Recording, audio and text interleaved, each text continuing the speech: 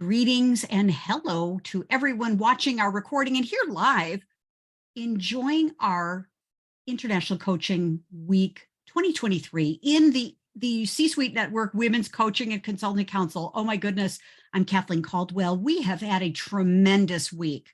We have really aligned ourselves with the International Coaching Federation's whole theme about potential. And so here we are, we're talking about exploring your potential. And you know how we operate in our council is we take potential, move it into action, and then turn it into positive outcomes. And so it is so delightful for me to share today our great speaker, esteemed faculty member, Katherine Sellery is here to be our speaker. And I'll tell you more about Katherine in a moment, but just to do a quick recap. I'm Kathleen Caldwell, founder of the C-Suite Network Women's Coaching and Consulting Council. I'm an author, speaker, trusted advisor, founder of the Women's Success Accelerator. I am a woman who's all about coaching, all about mentoring. And the most important thing right now in my life, as always, is beloved partner to my husband, Michael, and ballroom dancing partner. So we're taking a little break on the ballroom, but we're getting back to it. So just showing the balance of, in our council, we have such powerful women doing extraordinary things, and can't wait to tell you about everything we're doing. Yesterday, I just got the great privilege of having a session that was really excellent, great interaction, all about how to coach women in corporate. What are the strategies that we can help them maximize success and their potential? Great program yesterday. You can watch that on our YouTube channel. We also, the day before, featured Christina DiGiacomo. Christina was our esteemed faculty member talking about the power of AI, ChatGPT, and that replay is just incredible. I've already watched it twice, and I was part of it live. It was so terrific because Christina shared insider secrets to new technologies that are even beyond ChatGPT, Jasper, all kinds of OpenAI, all kinds of new technologies. So you definitely want to watch that rebroadcast. And then we kicked off our week with the incredible Cindy Watson. Cindy Watson, the founder of Women on Purpose, the founder and the creator of the Art of Feminine Negotiation. Cindy Watson is incredible. Watson Labor Law. She's a multiple-time TEDx speaker. Very, very incredible program. She laid out the 3 models that you can use immediately to be a better negotiator and to use the power of the feminine, not necessarily men versus women, but more of the energy of collaboration, intuition, the power of communication. It was a great program, as they all are, but especially Cindy and, of course, Christina.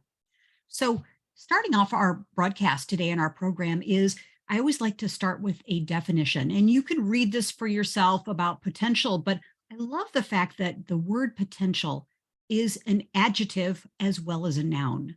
And so we're talking about potential, and it exists in possibility, and it's all about, I think it's about opportunity. So perfect for today's topic, and so thinking about potential, we like to pause and have you think for just a moment. What does possibility mean for you, especially in the context of today's conscious parenting? What does it mean to you to be a conscious parent, grandparent, supporter of the youth in our world, but also marry this with the potential of being an extraordinary person in the world of business and in the world of life? So thinking about potential and living into that. And then finally, you can't pick up a news feed, read a newspaper or magazine or anything and not see that the world is, of course, changing again. The impact of the pandemic has really hit parents, especially when it's the intersection of parenting and work. You can see SHRM is very concerned and advocating. There are more and more people that are leaving the workforce, men and women, and women are finding that it's hard to go back to working in the office. The work from home movement has been so powerful.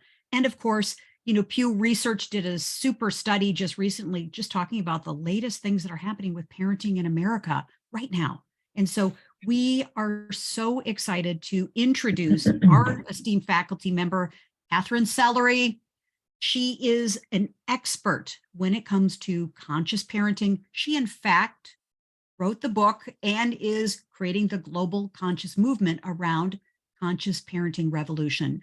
Katherine is a 3-time TEDx speaker. She's an author. She is an advocate. She's a world leader. She is just an incredible person with programs, products, services, VIP programs for parents who are really committed to becoming a conscious parent, and also groups and courses. I mean, Katherine, I could keep going on and on and on about everything that you have going on, because you are truly committed to not only parents, but also children and people around the world.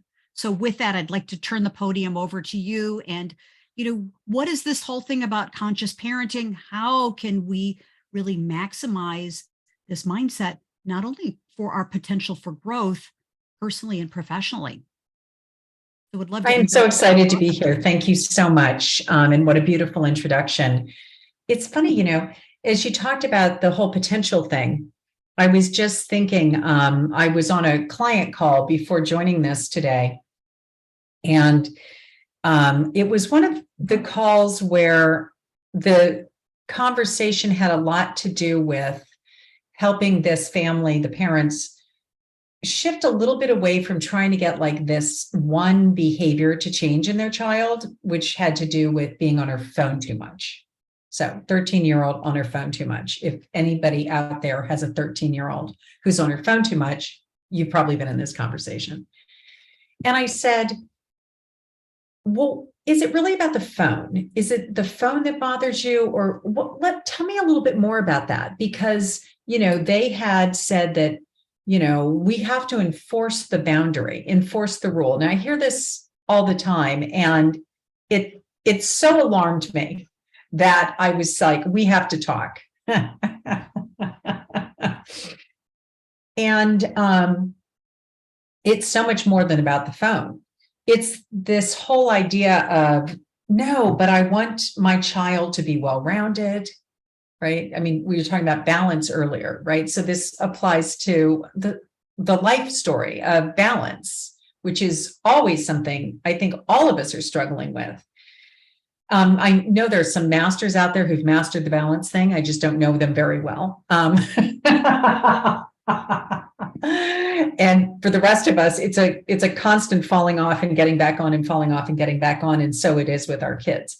And so anyway, it was more of a conversation of, well, no, I mean, I guess what I'm thinking is that I don't want her to be on her phone so much because I want her to be outside. I want her to develop a sport. I want her to have, of course, a robust, strong group of friends, but I want her to also have hobbies and a balance in life. And I said, okay, so we can see that this is really not the problem, is it? This is just something that is a symptom, or it's a trigger for you that, things are out of balance. It's how you know things are out of balance. So it isn't that we don't want the child to change her relationship to her phone. It's that it's just part and parcel of so much bigger. There's so much more going on here. And I said, the bottom line is, if you want to have influence, we've got to pivot away from the model that is where a parent says something like, well, you agreed to it. I said, bottom line, was it collaborative? Did you have a collaborative problem solve? And I'm always listening really deeply. And because they've worked with me for a while, the mom was able to pop up and say, well, I don't think she would say it was collaborative. And I said, well, that's the only test. The only test here is whether or not your daughter would feel like she could speak freely about whether this did or didn't work for her. Because what I hear you saying is that the atmosphere was such that she only thought that she could give you one answer, which was, oh, yes, that's fine. Okay, I can do that. When she said yes and she meant no, at that moment, this was not collaborative. And if she's not the one choosing to change her behavior because she's deeply integrated all of what your concerns are, which are all valid, by the way, every one of those parental concerns about balance, hobbies, athletics, sport, everything. Of course, it's all great stuff. And how blessed this child is to have parents that care enough about balance and who will support her and all the rest of it. However, tragically, the model that they're using to get the outcomes that they want will never produce those outcomes. But I can tell you, they'll produce the 3 R's: retaliation, rebellion, and resistance. And they're so deeply experiencing the resistance right now that they then have translated that into disrespect, which has, in my mind, only one possibility, is that it's a mirror on the wall. To the extent that they feel disrespected, if I were to interview the child, she would feel disrespected. But the bottom line is the word disrespect is part and parcel of a bigger problem. It's the judgment rather than the observation. So in the conscious parenting revolution, we attempt to move down that road, which is a life path of moving past the judgments into the land of what Rumi called, I'll meet you in that field over there beyond right doing and wrongdoing, where we can have those authentic conversations about, wow, I'm just observing that when you spend this amount of time doing this, there's very little time to do other things. What do you think about that? As opposed to, there's something wrong with you. So it's a big conversation. It extends in every one of our rooms, with or without children. It's the conversation about, how do I develop connection so that you feel so seen, heard, and understood from your perspective, that you are honoring me by seeing me from my perspective. And if we can overcome our bias against children, then we may be able to have conversations that authentically move someone, just as they would move a friend or a colleague. So we can move our children into deeply hearing, seeing, and understanding our wisdom, which we do have, but gets squandered somehow and not honored when we've developed the resistance, the retaliation, and the rebellion by having adopted a power over model that uses rewards and punishments, power over using consequences, all of those things that are theoretically supposed to help us move a person in the direction of seeing the light don't work. And it's not only that they don't work with kids, they don't work with anyone. Oh, Katherine, you're hitting so many important points, because what I'm also hearing is how, potential is really not even available if, we as human beings, we as parents, we as coworkers, whatever, we're in the 3 R's, as you talk about that. Yeah. And, it's like we've got the earmuffs on when it comes to potential, can't even hear it. Yeah. Yeah. And if you have autonomous children or adults or anyone, not only that, but unless I'm choosing it, if I have a really strong vein of autonomy in me, and I can be 2 years old, I can be 10 years old, I can be 50 years old, I can be an 80-year-old. If I come from that place of, if you think you have power and control over me and you're going to make me do it, I now have to prove you can't make me do anything. So even if my intention was to go to the kitchen and clean up the dishes, the fact that you're now telling me to do it, I can't. Yeah. Can't do it now. Wow. Because then all of a sudden I'm doing it because you think you made me. And I need to let you know no one makes me do anything. And so here we go. We're in the dance of anger and defiance that I am now locked into to prove that you can't make me do anything. And it has nothing to do with cleaning up the kitchen anymore. Yeah, yes. The dishes and the cleaning in the kitchen are just a metaphor for what you're talking about. It's the control. Exactly. Which certainly is. It's interesting that you're talking about this, because it doesn't sound to me like that has a lot of potential for either party in this dance, as you call it. Yeah. Yeah, there's no potential to shift until there's a realization that I actually set this up. I, the adult, set up the harvest that I reap. And so when we're reaping a harvest that we don't like, we don't always see that we are directly like integrated into the harvest that we're reaping, that somehow I sowed these seeds. I sowed these seeds. I didn't sow these seeds, and we can get so lost in defending our own behavior and not really being like tuned into, am I being effective here? So if I'm not being effective here, what would be more effective? So I like to just use those words, because when a family is trying to get to this outcome and this target, let's say it's balance, just a child having more balance, are they going about it in a way that could conceivably result in that outcome? And more often than not, there's not a chance they're going to get there. And it's not because they're not wonderful people. It's just that their modalities are not going to reap the outcomes that they want. And so it's ineffective. So we don't need to argue about good, bad, right, wrong. Let's just work on, is it effective? Did you get the outcome? How long have you been working on it this way? Oh, for 10 years? Well, how much more evidence do you need that this is not the approach? Yes.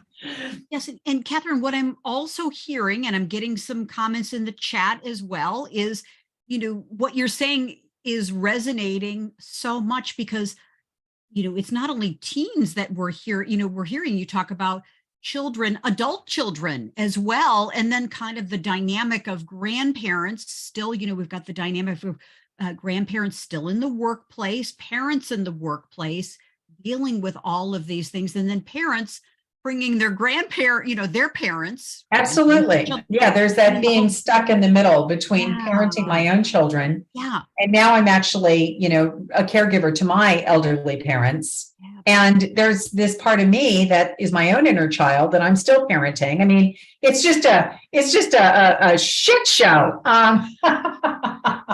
We're going to flag that on YouTube. We said this is not for children, so this is okay. But it really is. And in the midst of all this, organizations that are, have employees are like, listen, we've got work to do here. We've got outcomes, we've got quarterly results we've got to meet. And if you're an entrepreneur, you're a coach consultant, you've got your business that you're dealing with. And so we're stretched and pulled in so many directions. Yeah. And so, Katherine, what can we do? Help us. Help us, Katherine. It's from my perspective, it's always going to come down to, why do people, why do some people choose to give it their all? Why do some people, just throw their heart and soul into things? We've all done it, and we've all also not done it. So if we just kind of tune into our own experience, which is our greatest teacher, what are the things that I will stay up day and night to be a part of, to leave my little contribution toward? And it's the things that it's the things and the people we care about. Very rarely will we do that for money. It's not really, it's a motivator, but not to the extent that some people may want it to be. If you have, some corporate cultures that are just about throwing money at people, I think it's demonstrated, and I think COVID did that for all of us, is that people are prepared to actually let go of a lot of their security and financial wealth for the potential to have a more fulfilling life. And so it really, I think it has to do, I'm sure everyone's probably known that in the medical field, like medical malpractice insurance and insurers say that the claims go down tremendously when the person who could potentially be called at fault shows an interest and just is very heartfelt about their regrets, their sadness, their worries. I also know that a lot of insurance policies say you can never admit having ever done anything wrong. So, there's a razor's edge here in how do I walk the edge to be able to both show my compassion, concern, and interest in you beyond my, box that I'm in. But ultimately, that's it, isn't it? The people who show concern diffuse us. I had a situation recently with a moving company. And, it was just diabolical the way they handled everything until I got on the phone with their manager who was the master at acknowledging my experience. So much so, she also threw some money in my direction in terms of, like, you're absolutely right. We did not handle that well. All that kind of stuff. And I thought to myself, I'd hire you in a heartbeat because you took me and you heard me, you understood me, you acknowledged me, you reflected back to me. All of those are the thing that you do not only in corporate culture, but in your family culture. And when you do that with anyone, right, you can see how you shift the tide. And it's so funny. The thing about children is that we as the adult population don't really get the extent to which we have the negative view of children. We don't understand the paradigm that, in spite of ourselves, with us doing absolutely nothing, was integrated into our consciousness, which is that script that they're being manipulative, they're out to get me, that this was intentional, they should have known better. All of these kinds of things can actually set you on a path to justifying your own coming down hard on them because they have to learn script, which is just part of a whole way of looking at things. And when you have a different way of looking at things and you look at behaviors that you don't like as the tragic expression of an unmet need. And if these are behaviors that they're symptoms really, as opposed to the problem. And so, oh, wow, okay, then what are the underlying unmet needs that we could address here in order to see this all disappear? And I think that's kind of the main issue, is if we can shift our paradigm to look at things that are supposedly the problem as the presenting problem, but not the issue. Kind of like the phone, earlier that I was talking about with this other family. But we were speaking at a dinner last night, and we were talking about the Apple phone is produced in China. And the company that produces it has a tremendous problem with suicide. And it's obviously a reflection of a work culture that's not working. And my husband, who's an architect, was talking about, so their solution to this was actually to put nets underneath the window. So in other words, we're not really dealing with what's going on in the culture. We're just dealing with how we can prevent the loss of life by providing nets and things of that. That is so far away, right? We need to get to the front side of these things. And I think that applies to society as well. As you know, I'm an advocate around mental health and mental fitness. And at a big event that I brought together a couple of years ago, the main takeaway is get to the front side of things. If we get to the front side of things, we're not in triage. If we continue to work on the basis of the outcomes, the evidence, the presenting problems or the problem kind of problem mindset, then we haven't gotten to prevention. So we talk about the potential for everything to shift around anything. You have to have that prevention model where, well, let's dig a little bit more into those underlying unmet needs. Let's dig a little bit more into those underlying unmet needs, and to just keep circling back to see where, if my needs are met, it's actually, I think, impossible for me to have anything but a smile on my face, because there's nothing that would drive any other expression other than a reflection of the happiness and the deep sense of, joy I feel because my life is working. So if it's not that, and we see all kinds of other expressions coming through people where either my experience of your discomfort is uncomfortable for me and I want to focus on my experience, which is where a lot of us live. And whenever we fall into that trap of wanting to focus on my experience of your discomfort and how it's showing up, it's like, well, what's that got to do with anything? Yeah. Yes. Wow, Katherine, so enlightening for me, everything that you're saying. And again, in the chat, we're getting a lot of good kudos for you. Thank you.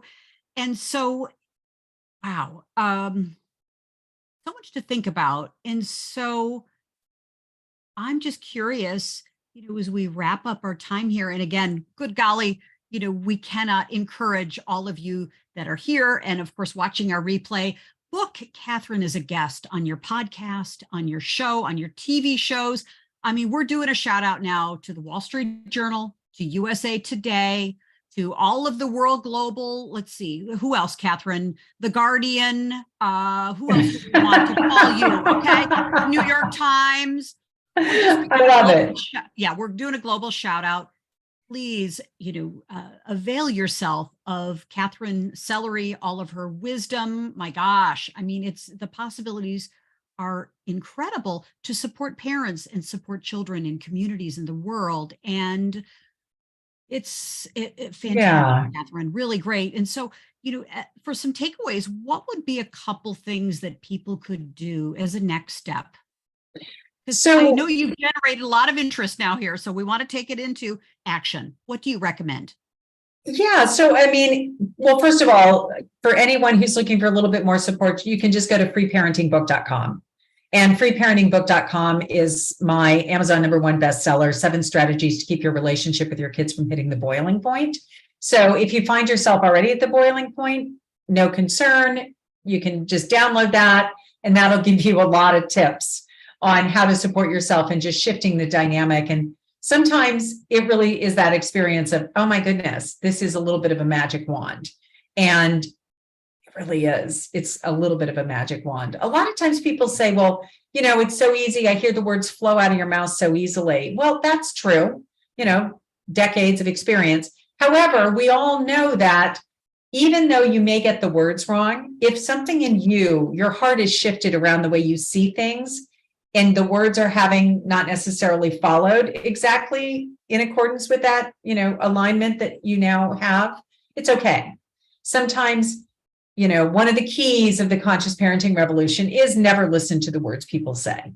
So if you get stuck in listening to the words people say, we end up in that, anger and defiance reactive cycle. And if you can just take all of those words and let them just wash over you and zoom in to what you sense is going on underneath it all, that's going to make all the difference. Beautiful, beautiful.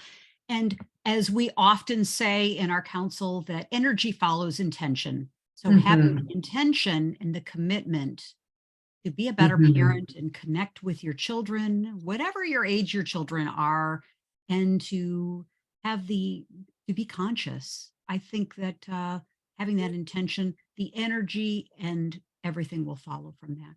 Practice. Totally. Yeah. Perfect practice, right? Totally. Yeah, exactly. Beautiful. Well said. Thank you. Well, Katherine, my goodness, what a powerful program. Thank you, Kathleen, for putting it together, hosting it, going to all the effort. Hats off. Thank you so much. And a joy. And we'll never know, honestly, the lives that will be touched by this broadcast today. And we're so grateful to each of you by participating and also watching our replay. The ripple effect of your work, Katherine, is so beautiful and so wonderful. And I say the same for my work as well. So absolutely. Thank you so much, Kathleen. Thank you. Bye for now, everyone. Bye. Have a beautiful day and live into that conscious parenting revolution that you are. Bye for now. Thanks.